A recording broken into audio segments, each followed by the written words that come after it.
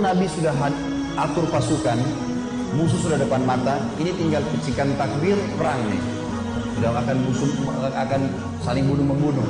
Lalu kata Nabi SAW dengan sabda yang masyhur dalam hadis Bukhari, demi Allah, tidak ada seorang pun dari kalian sekarang yang hadir di perang Badar ini, di kancah peperangan ini, terbunuh menghadapi musuh, kecuali pasti masuk surga yang luasnya seluas langit dan bumi. Umair ini bin Humam kebetulan lagi pegang 2 butir kurma di tangannya. Lalu dia bilang, bakhin itu indah sekali ya Rasulullah, indah sekali, ulangin ya Rasulullah.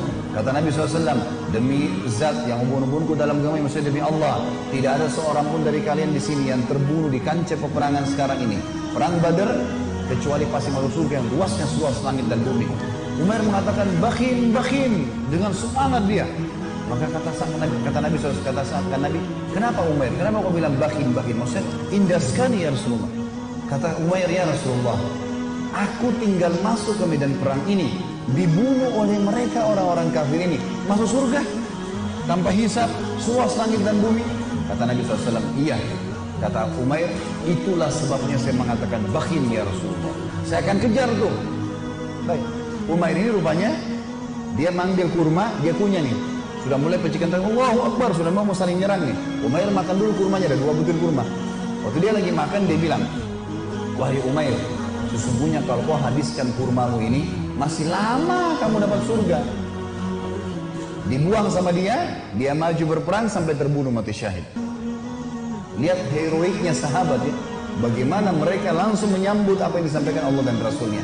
Kisah yang unik adalah kisah 2 orang yang bernama anak muda ini, Mu'adz dan adiknya Auf bin Afra. Ini teman-teman, Mu'adz ini umurnya 16 tahun, adiknya Auf namanya, ini umurnya 15 tahun. Ini masih belasan tahun ini. Bandingkan dengan generasi muda Islam sekarang. Azan aja belum tentu ke masjid gitu. Ini teman-teman sekalian ikut di perang Badar. Waktu ikut di perang Badar, Abdurrahman ibn Auf menceritakan kepada kita, mengatakan, waktu saya lagi lihat peperangan sudah akan berkecamuk nih, sudah mulai mau berperang musuh, tiba-tiba ada satu orang anak muda 16 tahun namanya Mu'adz berkata kepada saya, kepada Abdurrahman bin Auf, paman, mana Abu Jahal? Kata Abdurrahman, kenapa kau tanya Abu Jahal? Kata Mu'adz, saya dengar dia orang yang paling suka menyakiti Nabi SAW di Mekah. Benar?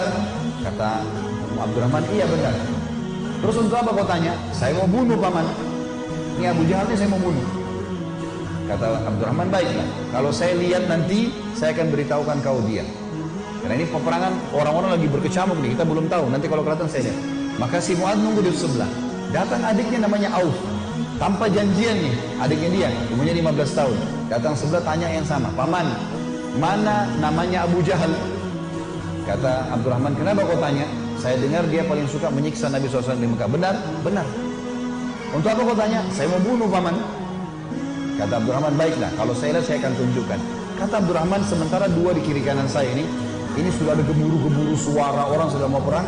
Tiba-tiba Abu Jahal dari kejauhan kelihatan. Abu Jahal itu dari kepalanya sampai kakinya, kudanya juga sampai kakinya semuanya besi. Yang kelihatan cuma matanya saja. Dia dulu di atas kuda, dikelilingi oleh 10 baris pasukan. Lingkar. Gak bisa ditembusin. Bayangkan kalau satu orang berdiri, ada orang buat lingkaran pertama, lingkaran kedua, sampai 10 lingkaran. Gimana caranya menembus nih? Kata Abdurrahman, waktu saya lihat, saya bilang, itu Abu Jahal. Waktu saya bilang, itu Abu Jahal, kata Abdurrahman, demi Allah, si Mu'adz sama Auf seperti 2 anak panah yang melesit ya, dilepas dari busurnya. Lari dua-dua ini, menembus 10 baris itu. Tembus sana, tembus sini, naik di atas pundaknya, sampai ke Abu Jahal. Dan dua-duanya menebasin pedangnya sampai kena ke pahanya Abu Jahal. Sobek pahanya Abu Jahal, berdarah, jatuh dari kuda gitu kan. Abu Jahal ini rajanya mereka ya, rajanya orang-orang Mekah waktu itu. Dan kalau ini kalah, ini mati, berbubar semua di pasukan. Yang terjadi teman-teman sekalian, si Auf, si adik ini 15 tahun, dikeroyoki oleh pengawal-pengawalnya Abu Jahal, mati syahid. Si Mu'adz ini sempat nangkis-nangkis, tangannya kena tebasan pedang. Tapi dia sempat keluar gitu kan. Dia keluar dari medan perang, 16 tahun teman-teman sekalian. Diambil imamahnya, diikat tangannya sama dia. Yang sobek itu, diikat sama dia. Dia masuk melawan satu tangan. Waktu dia lagi perang, dia rasa tangannya ini mengganggu dia. Kesakitan kan? Dia mau cari mati syahid nih. Dia keluar ke rancang peperangan, tangannya ini diinjak sama kakinya, ditarik sama dia. Diputus sekalian. Dia masuk berperang sampai terbunuh, teman-teman. 15 sama 16 tahun yakin mati di medan perang, ini adalah syahid. Gak ada rasa takut sama sekali. Ini luar biasa bagaimana.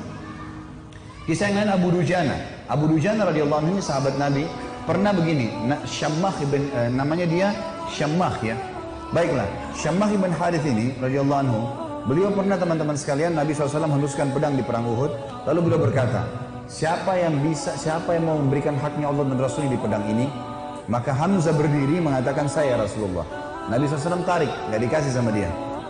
Kemudian Nabi bilang lagi, siapa yang akan memberikan haknya Allah dan Rasul di pedang ini? Ali bin Abi Thalib berdiri, mau pegang. Nabi SAW tarik. Hamzah dan Ali ini terkenal pejuang kesatria Islam yang kuat gitu kan. Nabi nggak kasih.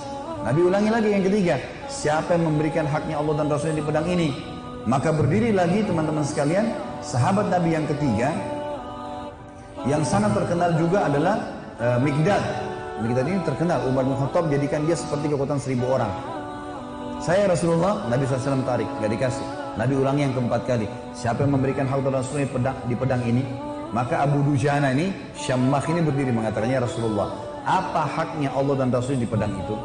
Maka kata Nabi SAW, engkau mengambilnya dan engkau menghantamkan ke musuhmu, pakai perang ini sampai pedang ini bengkok. Kata Syammah, baik Rasulullah, saya akan berikan haknya, kasih ke saya pedang itu. Maka Nabi SAW pun memberikan pedang itu, karena Nabi SAW ingin sahabat ini bertanya dulu apa haknya Allah Rasul di pedang itu. Maka diambil oleh Abu Dujana. Lalu Abu Dujana ini memegang pedangnya, lalu imamanya tadinya warna merah, warna hitam, diganti warna merah sama dia. Zaman itu kalau pakai imamah merah berarti mau mati gitu. Dipakai warna merah sama dia, pedang itu dipakai, dipegang di dadanya sambil dia mengayun-ayunkan pedang itu di hadapan musuh orang Quraisy di perang Uhud ya. Belum perang ini. Lalu Nabi SAW melihat, Nabi mengatakan, sungguh perilakunya Syammah ini dibenci oleh Allah. Tidak disuka sama Allah nih, perilaku sombong. Kecuali di posisi seperti ini, kecuali di medan perang. Boleh kalian tunjukkan keterampilan kalian depan musuh. Tapi kalau enggak, ya di lainnya Allah marah. Maka Abu Dujana pun akhirnya memegang pedang tersebut teman-teman sekalian. Yang terjadi adalah, ada seorang sahabat namanya Ka'ab radhiyallahu anhu. Ka'ab ini berkata, waktu saya lihat Abu Dujana sudah mulai masuk menyerang musuh, di medan perang, saya penasaran bagaimana Abu Dujana memberikan haknya Allah dan Rasul di pedang itu. Saya pun melihat ada satu orang kafir yang sangat kuat menyerang orang-orang Islam, tebas sana, tebas sini, badannya kekar. Maka saya berdoa kepada Allah di kancah peperangan. Ka'ab berdoa, semoga orang kafir ini ketemu dengan Abu Dujana. Ternyata Allah kabulkan doa saya, dia bilang. Tiba-tiba Abu Dujana ini berhadapan sama musuh orang kafir itu. Dan waktu berhadapan, mereka akhirnya duel berdua. Dan saking serunya duelan Abu Dujana dengan orang kafir ini, sampai orang-orang di kancah peperangan berhenti perang, menyaksikan duelnya mereka. Karena luar biasa, orang kafir berhenti, orang muslim berhenti, menyaksikan bagaimana Abu Dujana perang. Sampai akhirnya Abu Dujana ditebas sama orang tersebut dengan pedang dengan sangat kuat, ditangkis sama perisai, sampai perisai itu terbelah dua dan pedangnya orang kafir melengket. Maka Abu Dujana pun akhirnya menebaskan pedang itu ke arah orang kafir, yang sampai membuat orang kafir itu terbelah bagian setengah badannya. Akhirnya matilah orang itu. Maka kata Ka'ab, aku pun akhirnya menghadap ke Abu Dujana dan dia berkata, wahai Ka'ab, bagaimana pendapatmu? Bagaimana yang kau lihat dengan ini? Maka dia pun tersenyum. Artinya Abu Dujana betul-betul mengerjakan apa yang diperintahkan oleh Allah dan Rasulnya. Tentu dalam medan perang cukup banyak kisah-kisah teman-teman sekalian. Juga ada kisah yang sangat unik sebenarnya, saya disimpulkan, insya Allah 1 menit saja. Ada namanya Hamrat Asad. Waktu para sahabat kalah di perang Uhud, ada 70 sahabat mati syahid. Sisanya, kan sahabat yang pergi perang Uhud itu 700 orang ya. 70 orang mati, jadi sisa 630 orang. 630 orang ini teman-teman sekalian semuanya luka parah. Kita tutup dengan kisah ini ya. Luka parah semuanya. Nabi pun berdarah pipinya, keningnya berdarah SAW, giginya pecah. Pundaknya sempat dihantam oleh Ibnu Qami'ah. Beliau mengatakan, saya rasakan sakitnya sebulan. Ini, sahabat semua, 630 orang luka semuanya.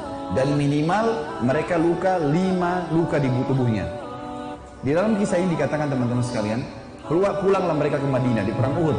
Sedih, sahabat banyak yang kalah. Waktu itu karena awal peperangan menang, pulang ke Madinah. Waktu masuk di Madinah, tiba waktu maghrib. Sahabat-sahabat ini 600 orang banyak tidak bisa ke masjid. Gak bisa. Ada dua anak muda umur 14 tahun sama 15 tahun. Apa 15 sama 16 tahun. Tapi bukan si Auf tadi, orang lainnya. Ini anak muda ini saking banyaknya luka di badannya sampai ditaruh di atas kuda, lalu diturunkan, dimasukkan di dalam rumah, ibunya tinggal rawat. Gak bisa bergerak apa-apa lagi. Sholat pun dalam kondisi isyarat mata. Udah sakit semua nih. Gitu kan? Baik. Habis sholat subuh teman-teman, turun perintah Allah. Ini 1 hari setelah perang Uhud. Ada perang namanya Hamrat Asad. Nama lokasi Hamrat Asad ini, nama lokasi Asad artinya singa. Hamrat ini wilayah warna merah karena gunungnya banyak warna merah. Perintah Allah kepada Nabi Muhammad SAW, perintahkan semua sahabat Muhammad yang ikut di Uhud kemarin, 630 orang yang luka itu, semuanya keluar lagi, kejar lagi itu orang-orang Quraisy. Pasukan kalah ya, luka semua. Maka tersebar berita, pemanggil-pemanggil Nabi, hai sahabat-sahabat Nabi yang kemarin ikut Uhud, bukan orang baru, yang luka-luka parah, semuanya oleh Nabi disuruh ngejar menuju ke Hamrat Asad, kejar Quraisy. Maka sahabat-sahabat banyak, diantaranya Usaid bin Khudair, ada yang lagi nempel daun untuk mengeringkan lukanya, dicabut sama dia. Sami'na wa ata'na, kami patuh dan tenang. Dicabut semua luka-luka mereka yang tempel-tempelan, mereka pergi sambil ngalir darah. Ada 2 orang anak muda 15 sama 16 tahun. Ini di sini di riwayat tidak disebutkan namanya, yang tertidur di atas ranjang, ibunya ngerawat, sholat pun dengan isyarat mata. Waktu dengar ada orang teriak, wahai yang hadir kemarin di Uhud, semuanya tidak terkecuali telah turun perintah Allah kepada Rasulnya Muhammad SAW untuk mengejar Quraisy. Tidak satu orang pun boleh tinggal di Madinah. Luka parah. Maka adik kakak ini bersebelahan tidurnya. Kakaknya bilang, wahai adikku, tidak mungkin kita tinggal di atas ranjang begini sementara panggilan Rasulullah ada 16 dan 15 tahun ini. Maka kata adiknya, bagaimana caranya kak? Kita nggak bisa bergerak nih. Apa kata kakaknya? Demi Allah, saya akan seret kamu sekali, kamu seret saya sekali, sampai kita menjawab panggilan Allah dan Rasulnya. Luar biasa. Saya waktu baca kisahnya sampai netes air mata teman-teman sekalian. Luar biasa. Dan akhirnya mereka seret-seretan sampai tiba di depan Nabi SAW. Ada yang berdarah, ada yang ini, terutama 2 anak muda ini naik di atas kuda itu sambil diseret jalan ya. Waktu mereka diseret semua pada nangis lihat. Ini luar biasa orang ini. Dan akhirnya sahabat ini semuanya pergi ke sana. Pas Quraisy dengar 630 pasukan yang kemarin kalah, tidak ada orang baru yang datang, bukan tenaga baru cuma yang kemarin mau berperang, Quraisy tidak berani kembali. Mereka takut. Ini jangan sampai luar biasa nih. Kok bisa sampai luka parah mau kembali gitu? Maka mereka tidak berani kembali dan tersebar berita kalau setelah kekalahan di Uhud, 1 hari setelahnya di Hamrat Asad muslimin memenangkan peperangan. Dan ini mengobati luka-luka mereka. Tapi saksi bahasan teman-teman bagaimana mereka luar biasanya dalam mempertahankan agama ini. Allahu a'lam.